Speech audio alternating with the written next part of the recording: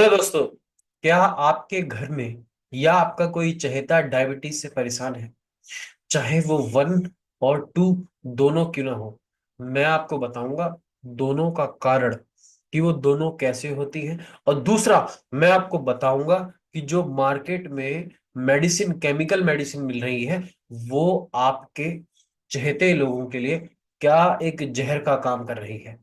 और मैं अंत में ये भी बताऊंगा एक ऐसा पौधा जो हमारे ही देश में, यानी आप यूं कहें कि हमारे छत्तीसगढ़ जैसे एरिया में अवेलेबल है, जिसका सेवन करने से आपको डायबिटीज में 1 और 2 दोनों में ही जो है 90% राहत मिलती है। नमस्कार दोस्तों, मेरा नाम डॉक्टर नितिन शर्मा है और मैं एनएलपी प्रैक्टिशनर लगभग 8 वर्षों से लोगों की इसी प्रकार से हेल्प कर रहा हूं। तो चलिए दोस्तों, शुरू करते हैं। वैसे तो मैंने बहुत सारी वीडियो बनाई हैं, अलग अलग लोगों के साथ भी बनाई है, जहां पे मैंने बताया है कि डायबिटिक 1 और 2 क्या होती है, लेकिन यहाँ पे भी जो है मैं आपको मोटा मोटा बताता हूँ। सबसे पहले तो आप ये बात जान लें कि डायबिटिक 1 जो होती है वो ऑटो इम्यून डिसीज होती है।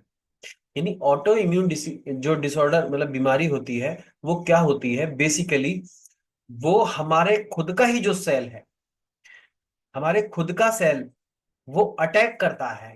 यानी हमारा खुद का जो इम्यून है वो हमारे ही पेनक्रियाटिक बीटा सेल पे अटैक करता है और उन्हें मार देता है। जब वो मार देता है तो वो क्या करते हैं, इंसुलिन का जो है प्रोडक्शन है वो बंद हो जाती है। और आप जानते हैं कि इंसुलिन की जो प्रोडक्शन है वो इसलिए होती है, वो एक लॉक का काम करती है, की का काम करती है, जो हमारी बॉडी में एक्स्ट्रा शुगर को बचा लेती है, मतलब निकाल लेती है, या उसे उस ओर नहीं जाने देती जिस ओर हमारी बॉडी में नुकसान होते हैं। और डायबिटिक 2 क्या होता है? डायबिटिक 2 में भी बेसिकली क्या होता है कि ओवर स्ट्रेस के कारण, ज्यादा ज्यादा स्ट्रेस के कारण क्या होता है बेसिकली, जो हमारे लीवर में 75 ग्राम जो शुगर पड़ी होती है वो रिलीज होने लग जाती है हमारे ब्लड में। और इतना ही नहीं, ज्यादा कॉर्टिसोल रिलीज होने के कारण, ज्यादा एड्रेनलिन रिलीज होने के कारण, जब वो किक करता है तो उससे इंसुलिन, जो लैंगर हैंस होते हैं जहां से इंसुलिन प्रोड्यूस होता है, उन पे भी इफेक्ट आता है। यानी आप ये मान के चल लीजिएगा कि डायबिटिक 1 और डायबिटिक 2 दोनों जो है ऑलमोस्ट स्ट्रेस के कारण होती है। लेकिन डायबिटिक 1 जो ऑटो इम्यून है, वो कई बार आपने देखा होगा कि लेडीज को सर्जरी के बाद हो रही है ना, या किसी को सर्जरी के बाद हो रही है, वो उसी कारण होती है कि बेसिकली क्या होता है, हमारे सेल कंफ्यूज हो जाते हैं। कुछ केमिकल, जब सर्जरी में कुछ केमिकल ऐसे दिए जाते हैं या कुछ एनेस्थीसिया, वो एग्जैक्ट रीजन जो है वो डिपेंड करता है, लेकिन 99.9% जो है वो केमिकल की वजह से होता है। और एक कारण और वो कारण को आप ज्यादा गहराई से पढ़ना चाहते हैं तो आप डॉक्टर अडर की साइको न्यूरो इम्यूनोलॉजी पढ़ लीजिएगा, जहां पे वो ये बता रहे हैं कि ज्यादा कंफ्यूजन के कारण, ज्यादा इनर कन्फ्लिक्ट के कारण, ज्यादा ओवर स्ट्रेस के कारण बेसिकली क्या होता है, हमारे खुद के सेल कंफ्यूज हो जाते हैं और वो जो है अटैक करने लग जाते हैं हमारे खुद के सेल पर। तो अब आप इतना तो समझ गए होंगे मोटा मोटा कि जो है डायबिटिक 1 और डायबिटिक 2 क्यों होती है। अब सवाल ये पैदा होता है कि आप जो है उसको ठीक करने के लिए जो भी दवाई मार्केट से खा रहे हैं, जिसे मैं अंग्रेजी दवाई कहूंगा, जिसे मैं एलोपैथी कहूंगा, मैं साफ बात बोलता हूँ, सीधी बात बोलता हूँ, वो आपके टोंड जैसे शरीर को एकदम पिलपिला या लुचुर पुचुर जैसा बना रही है। आप किसी भी शख्स को उठा के देख लीजिए जो लॉन्ग टर्म से जो दवाई खा रहा है ना, अंग्रेजी दवाई खा रहा है, वो बेसिकली वो एक तरीके से उसको तुरंत इमीडिएटली तो फायदा दे रही है, लेकिन वो जो लॉस पहुंचा रही है, और इवन डॉक्टर भी खुद बोलते हैं कि जो है कोशिश करो कि ना खाओ। तो आपको अब ये बात बहुत गहराई से समझने में, ज्यादा इस बात पे नहीं बोलूंगा कि आप इंग्लिश दवाई ना खाओ। हर आदमी हर आदमी जो है इतनी समझ रखता है, इतनी सेंस रखता है कि जो वो इंग्लिश दवाई ले रहा है वो बिल्कुल एकदम पॉइजन का काम करती है, और आगे चल के जो है उसको पेनक्रियाटिक कैंसर होने के भी चांसेस होते हैं। और भी बहुत सारे जो है वो हमारे बॉडी की, एक तो सबसे पहले ऑन हीलिंग मारती है, यानी जो हमारी खुद ही बॉडी हील कर रही है, जो खुद की बॉडी ठीक कर रही है वो उसे मारती है। दूसरी चीज जो है वो केवल सिम्टम्स पर, लक्षण पर काम करती है कि भाई बस केवल वो शुगर को ना ब्लड में रिलीज होने दे ताकि दिक्कत ना हो, बस। बाकी का और का काम उसे कोई मतलब नहीं है। उसका इंसुलिन खराब हो रहा है, लैंगरहैंस खराब हो रहे हैं, होने दो, है ना। जो और सेल्स खराब हो रहे हैं, होने दो। इम्यूनिटी सप्रेस्ड हो रही है, होने दो। इस बात से कोई मतलब नहीं है। क्यों? एक तो ये इजीली अवेलेबल है और हमारे लोगों को बड़ा ही विश्वास है इन चीजों पे, इसलिए वो इस चीज को पट्ट से ले आते हैं और पट्ट से खा लेते हैं। मैं ज्यादा एग्जाम्पल नहीं, केवल एक एग्जाम्पल दूंगा। यही बिल्कुल पास का एग्जाम्पल है ना। मेरे रिलेटिव लगते हैं, उनको जो है शुगर थी, और मैं उनको देखता हूँ कि वो खाना खाने के बीच में भी टैबलेट खाते थे ताकि वो जो कोलेस्ट्रॉल लेवल को लो करे, शुगर के लेवल को हमारे ब्लड में ना बढ़ाए। इतनी सारी दवाइयां खाते थे, भर भर के थैली दवाइयां खाते थे। और उनको जब बाद में डिटेक्ट हुआ, तो उनका पता चला कि उनका जो कैंसर की स्टेज है वो फोर्थ स्टेज है कैंसर की। ये कैसे? क्योंकि भैया ये शरीर है, ये कोई मशीन थोड़ी है। ये बुलेट वहां पे लगा दिया, जुगाड़ कर दी। ये बॉडी, इसमें सेंसेस है। आपके यहाँ पे कोई टच करे तो आपको तुरंत महसूस होता है। आप पीछे देख नहीं सकते ना, लेकिन हल्का सा कोई टच करे आपको पता लग जाएगा पीछे किसी ने टच किया है। आपको पता नहीं है। आप किसी बंदे को अगर स्ट्रेस हो और उसका आप ब्लड टेस्ट करो तो उसके ब्लड टेस्ट में इतना अंतर पाया जाएगा। बाकी डिटेल में जो है हम इस बारे में मैं आपसे बात करता रहता हूँ। और अगर आपको ज्यादा इस बारे में जानना है तो आप मेरे से 1 to 1 जो है आप मेरे से पूछ सकते हैं, मैं आपको बता दूंगा। और और अगर आप खुद को जानना है कि वो कौन सा स्ट्रेस है, शुगर मैं बता दूं। शुगर जो है अनरिजॉल्व इशू की वजह से होती है। High high blood sugar. और शुगर के साथ साथ जिसके बीपी भी आ रहा है, तो ये मान के चल लो उसका इशू जो है अभी भी चल रहा है, बिकॉज जब स्ट्रेस हाई होता है, पीक पर होता है, उस दौरान जो हमारी बॉडी में जो है एक तरीके से जो हमारे ग्लैंड होते हैं वो जो कॉर्टिसोल रिलीज करते हैं। कॉर्टिसोल क्या करता है, बेसिकली किक करता है एड्रेनालिन को, जिसकी वजह से हमारे लीवर में, यानी हमारा बॉडी जो है एफएनएफ मोड एक्टिव करता है। उसके बाद जो है वहां से एक शुगर रिलीज होती है, जो हमारी शुगर जो है हमारा लीवर बचा के रखता है ताकि हमें जरूरत पड़े, ताकि हमें उससे एनर्जी मिले। शुगर हमें एनर्जी देता है, लेकिन तब जब प्रॉब्लम रियल की हो। लेकिन आजकल तो प्रॉब्लम तो रिजॉल्व हो जाती है, कहाँ पे? बाहर। लेकिन माइंड में प्रॉब्लम चलती रहती है, क्योंकि स्ट्रेस जो है, हमारा माइंड जो है ऐसा ही बना है, उसका मॉडल ही ऐसा है। अब मैं आपको क्या बताऊं इस बारे में कि कमियां कह लो या आप अच्छाइयां कह लो, कहीं पे कमियां दिखती हैं तो कहीं पे अच्छाइयां दिखती हैं। तो दोस्तों, अब आप ये बात जान चुके हो कि जो है आपको सबसे पहले जो है स्ट्रेस नहीं लेना है। और अगर ऑटो इम्यून की वजह से हुए तो भी वो एक इनर कन्फ्लिक्ट है, वो भी एक स्ट्रेस का कारण है। दूसरा मैंने भी बता दिया, है ना। तो अब आपको क्या करना है, जो आप इंग्लिश मेडिसिन ले रहे हैं उन्हें स्टॉप कर दीजिएगा, लेकिन एकदम से मत स्टॉप कीजिएगा। पता चले आप एकदम से स्टॉप कर दो और आपकी 400 हो जाए, फिर आप मुझसे लड़ने लग जाओ कि भाई नितिन ने तो बोला था कि मेडिसिन बंद कर दो। बिल्कुल नहीं। अब मैं आपको एक पौधे के बारे में बताने वाला हूं, और उस पौधे का नाम है गुडमार। वो पौधा जो है आपको छत्तीसगढ़ के एरिया में आपको ज्यादा मिलेगा। चाइना में भी होता है, और जगहों पे भी होता है। लेकिन उस पौधे की जड़, उस पौधे के पत्ते, उस पौधे का तना, तीनों जो है सदियों से जो है हमारा आयुर्वेद उसको इस्तेमाल कर रहा है। ज्यादातर इस गुडमार जो है ये क्या करता है, अगर आप उसके खाली पत्ते चबाकर खाएंगे, खाली पेट उससे पत्ते चबा के खाएंगे और 1 घंटा पानी पी लेंगे, तो जो है ब्लड में जितनी भी शुगर होती है वो शुगर के लेवल को भी कम करता है। और पूरे दिन, मतलब कम से कम 24 घंटे जो है आपके ब्लड में, मतलब क्या नाम है, शुगर ना आए उसके लेवल को भी कम रखता है। वो भी देसी तरीके से।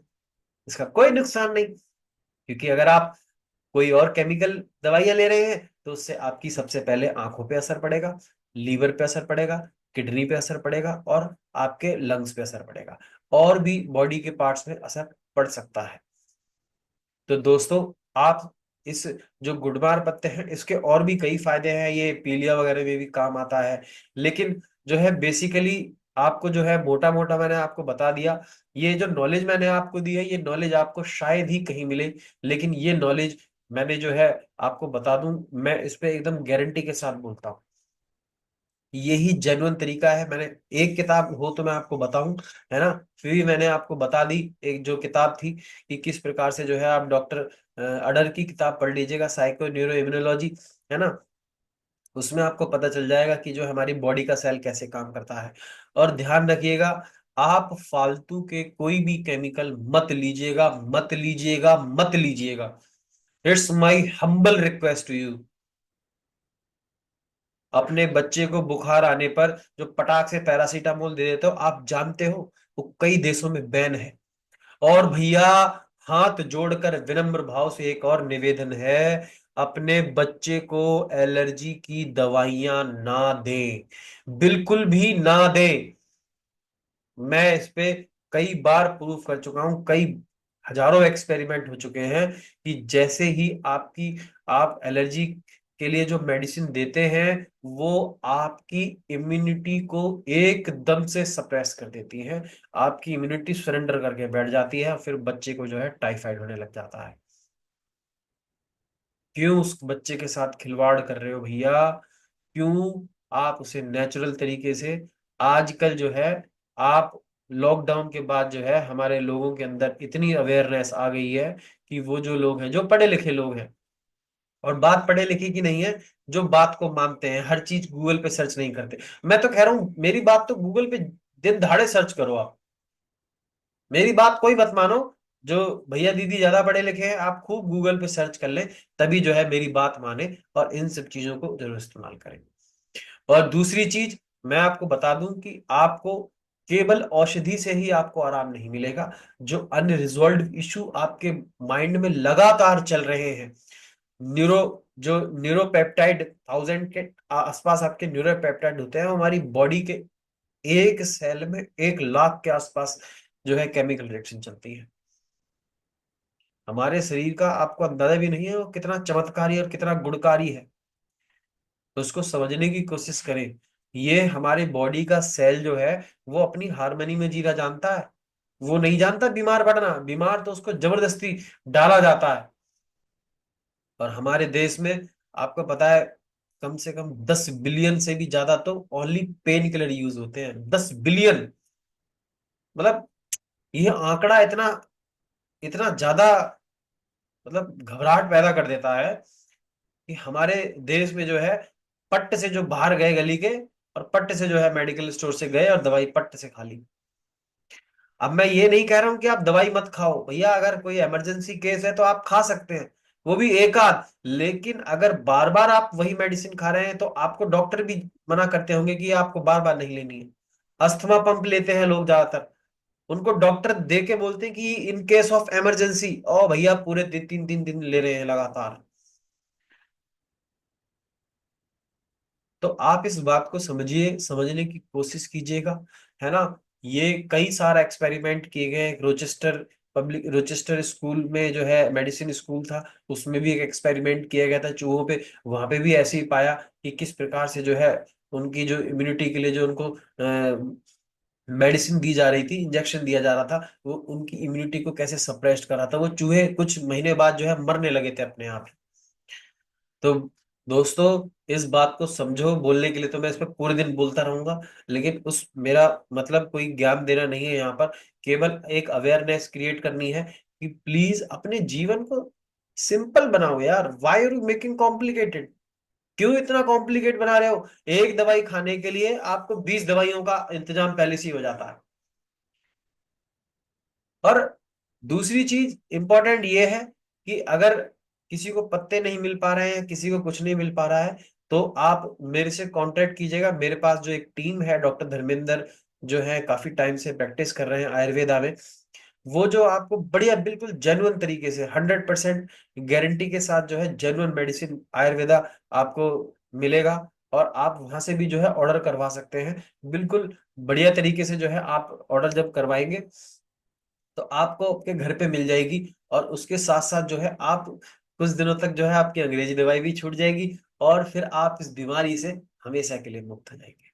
लेकिन उससे आपको how to handle the stress भी सीखना पड़ेगा। अनरिजोल्व इशू जो है, उन्हें रिजॉल्व करके उनको लेट इट गो करना पड़ेगा।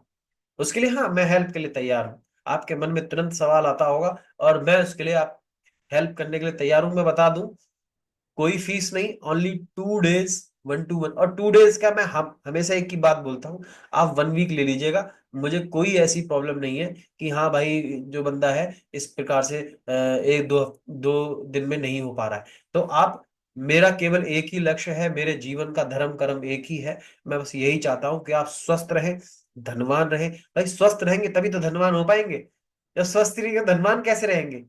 ठीक है ना दोस्तों?